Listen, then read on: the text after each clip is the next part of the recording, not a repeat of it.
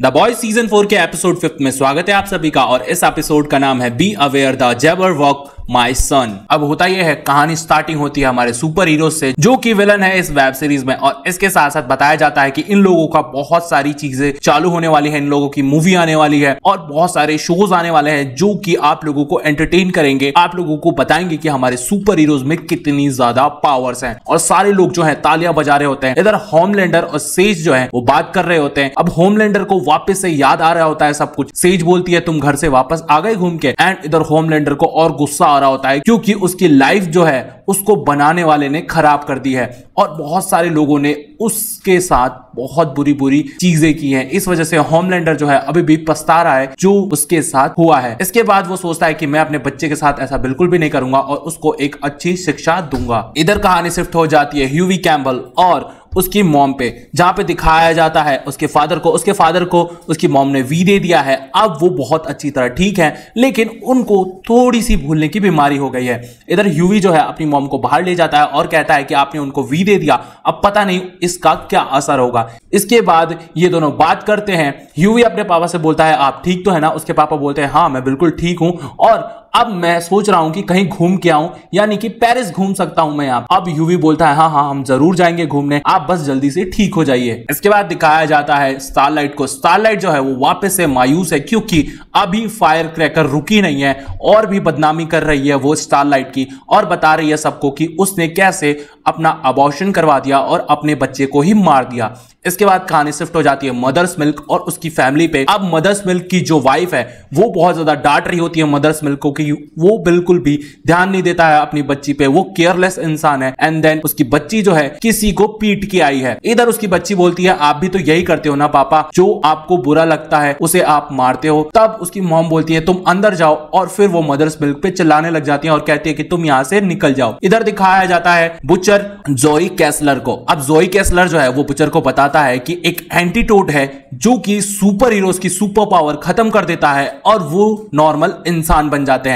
इधर बुचर सोचता है कि अगर वो एंटीटोड मुझे मिल गया तो मैं सबसे पहले तो होमलैंडर को ही खत्म करूंगा और वो सोचता है कि क्यों ना मैं अपनी टीम को लेके वो एंटीटोड खोजने निकलूं। और इसके बाद ये सारी टीम जो है एंटीटोड खोजने के लिए निकल पड़ती है मंजिल पे। बुचर आके अपनी टीम को कहता है कि हमें जल्दी से जल्दी एंटीटोड खोजना पड़ेगा। इसके बाद होता यह है, मदर्स मिल्क बोलता है अगर वो एंटीटोड मिल गया तो तुम सबसे पहले किमी को और स्टारलाइट पे इसे चेक करोगे क्योंकि मुझे पता है इन लोगों को तुम इंसान बनाने पे तुले हुए हो। और बुचर कहता है हाँ ऐसा हो सकता है। इसके बाद मदर्स मिल्क कहता है यार तू बहुत बड़ा कमीना है। एंड फिर बुचर बोलता है इसमें तो कोई शक ही नहीं है। और फिर ये सोचते हैं कि अब कैसे कैसे प्लानिंग की जाए और हमें वो एंटीटोड कहां मिलेगा, ये सब ये लोग पता लगा रहे होते हैं। और इधर दिखाया जाता है फ्रेंची जो है बहुत परेशान है, वो कॉलिन को लेकर परेशान है क्योंकि उसने लास्ट एपिसोड में अपना जो गुनाह है कॉलिन के सामने कबूल कर लिया था। इसके बाद कहानी चली जाती है हीरोज पे। ए ट्रेन जो है वो बहुत ज्यादा परेशान है। तभी सेज आ जाती है एंड फिर ए ट्रेन पूछता है सेज से कि पता चला कि कौन गद्दार है, किसने वो वीडियो वायरल की थी और किसने वो वीडियो पहुंचाई थी द बॉयज तक। एंड देन सेज बोलती है कि ऐसा अभी पता तो नहीं चला है लेकिन मैं जल्दी ही पता लगा लूंगी और जब वो मिलेगा तो उसे छोड़ूंगी नहीं। इधर ए ट्रेन जो है वो परेशान हो जाता है और फिर दिखाया जाता है बुचर और मदर्स मिल्क जो है वो पहुंचते हैं एक बंदे के पास जिसका नाम है स्टेन एडगार और वो उसको जेल से छुड़ाते हैं और कहते हैं कि तुम हमारी एंटीटोड खोजने में मदद करोगे, इसके बदले हम तुम्हें जेल से छुड़ाएंगे। और ये टीम निकल जाती है एंटीटोड खोजने के लिए। इधर ये कहानी शिफ्ट हो जाती है यूवी कैम्पबेल पे। अब यूवी कैम्पबेल जो है वो अपने फादर के पास है, उनका केयर कर रहा है और उनका ख्याल रख रहा है। उसकी मॉम जो है उसके फादर का ख्याल रख रही हैं और कह रही हैं कि हम बहुत सारी जगह घूमने जाएंगे। उसके फादर भी बहुत सारी जगहों का नाम लेते हैं लेकिन कभी कभी वो भूल रहे हैं अपने बेटे को ही। एंड ह्यूवी को थोड़ा शक होता है कि ये क्या हो रहा है मेरे पापा को, लेकिन वो जानता है कि वी का असर जो है वो अब धीरे धीरे इन पे हो जाएगा एंड देन ये वी कंपाउंड जो है इनके लिए खतरनाक बन जाएगा। इसीलिए वो तैयार है पहले से ही कि मेरे पापा को कुछ भी होगा तो मैं उनको फटाफट से ठीक कर दूंगा। एंड फिर इधर दिखाया जाता है एगार जो है वो आ जाता है एक अड्डे पे जहां पे खूब सारा खून फैला होता है। ये सारे टीम मेंबर्स जो है आके देखते हैं कि यहां क्या हो चुका है और जो ये लैब थी जहां पे एंटीडोट बनाया जा रहा था वहां पे सब कुछ बिखरा पड़ा है, सब कुछ टूटा पड़ा है। एंड ये सब लोग शॉक्ड हो जाते हैं कि यहां हुआ क्या। तभी सबके नाक में से खून आने लग जाता है और फिर दिखाया जाता है वहां पे विक्टोरिया न्यूमन भी आई है।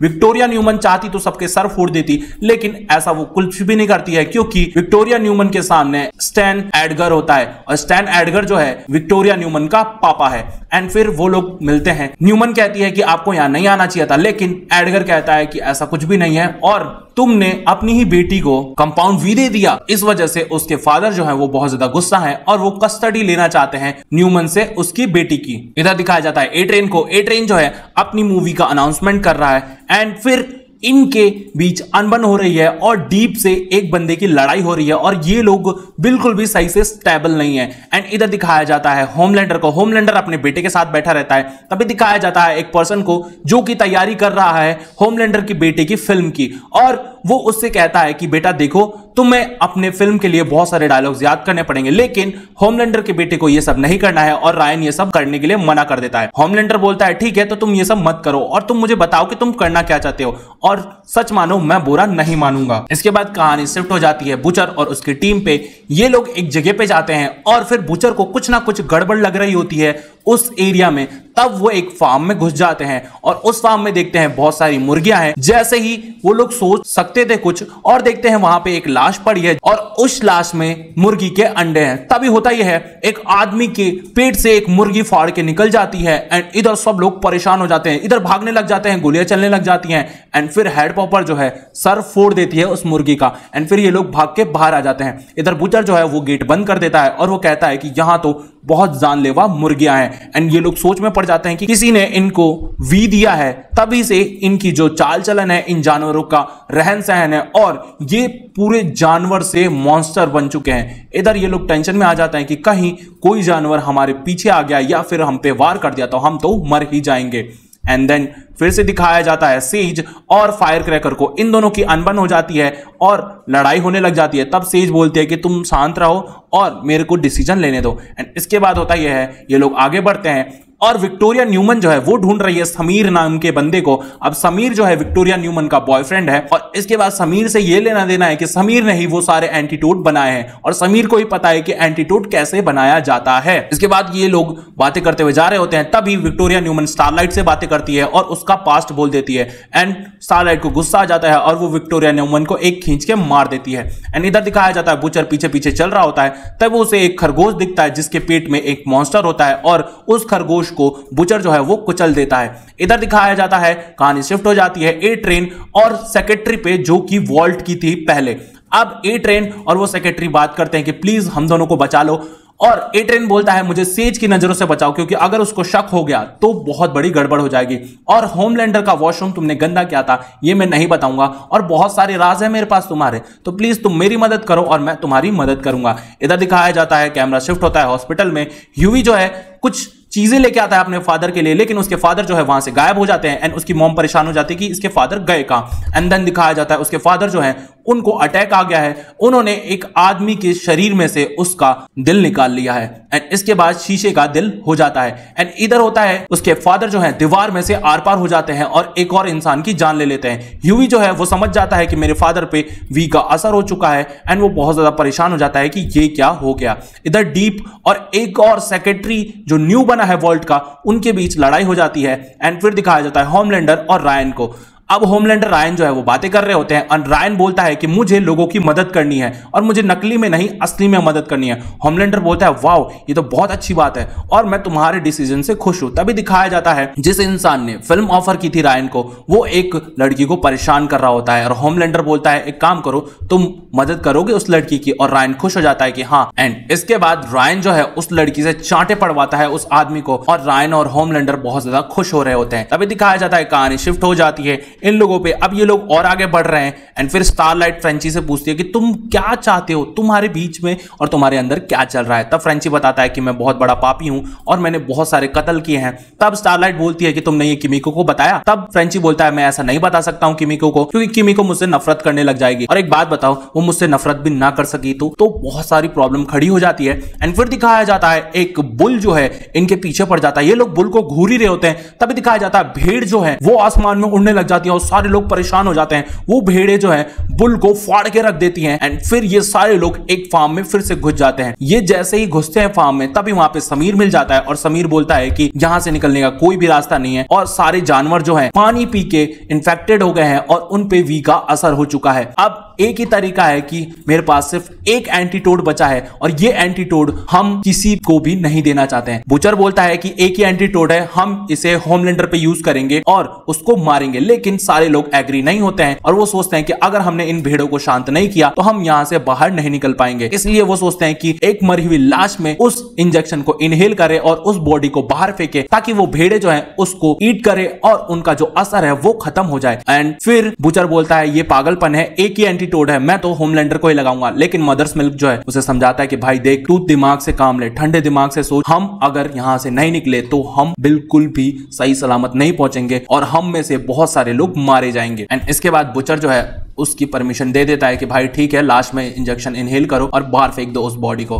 फिर दिखाया जाता है कहानी शिफ्ट हो जाती है हॉस्पिटल में। इधर ह्यूई जो है परेशान है, अपने पापा को ढूंढ रहा है पूरे हॉस्पिटल में। तभी वो अपनी माँ को बचा के ले जाता है और उसकी माँ बहुत ज्यादा परेशान है क्योंकि उसके फादर को बहुत बीती हुई बातें याद आ रही हैं और याद आ रहा है कि उसकी माँ जो है उसको छोड़ के चली गई थी और उसे बहुत ज्यादा गुस्सा आता है अपनी बीवी पे। वो उसको मारने के लिए दौड़ता है आगे, लेकिन ह्यूई आ जाता है और कहता है कि मैं आपका बेटा हूं, आप पहचानने की कोशिश कीजिए। एंड वो अपने बाप को शांत करके रखता है। इधर दिखाया जाता है ये लोग लाश को फेंक देते हैं, वो सारी भेड़े जो हैं उसको खा जाती है, लेकिन भेड़े जो हैं फिर से पागल हो जाती हैं और वो फार्म तोड़ के अंदर आने लग जाती हैं। फिर ये लोग सोचते हैं कि क्यों ना हम भाग जाएं एंड सारे लोग भागने लग जाते हैं। तभी वो जो भेड़े हैं वापस इनके पीछे आ गई होती हैं, लेकिन ये कुछ नहीं कर पा रहे होते हैं एंड फिर वो भेड़े शांत हो जाती हैं और सब की सब भेड़े मर जाती हैं। एडगर जो है वापस जेल जा रहा होता है, तभी वहां पे हेड पॉपर आके उसको बचा ले जाती है और वो अपने फादर को वहां से ले जाती है। इधर दिखाया जाता है न्यूमन का जो हस्बैंड है वो गायब हो गया है एंड फिर पता चलता है कि उसकी एक टांग मिली है एंड न्यूमन बहुत ज्यादा रो रही होती है अपने पति को लेकर कि मेरा पति जो है अब गायब हो गया है और शायद हो सकता है भेड़े उसे खा गई हो। गम में वो बहुत ज्यादा रो रही होती है। इधर दिखाया जाता है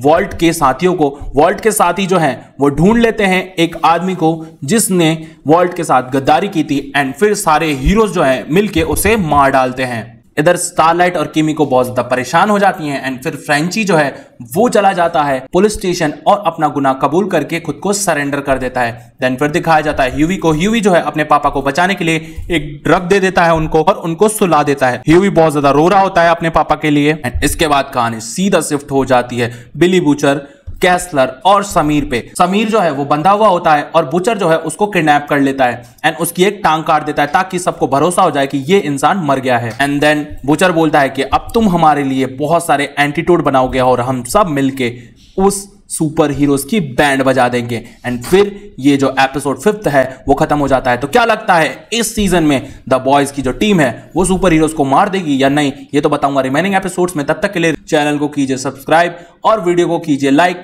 और रिमेनिंग एपिसोड्स देखने हैं तो प्लीज प्लेलिस्ट पे क्लिक कीजिए और एंजॉय कीजिए द बॉयज सीजन 4 को।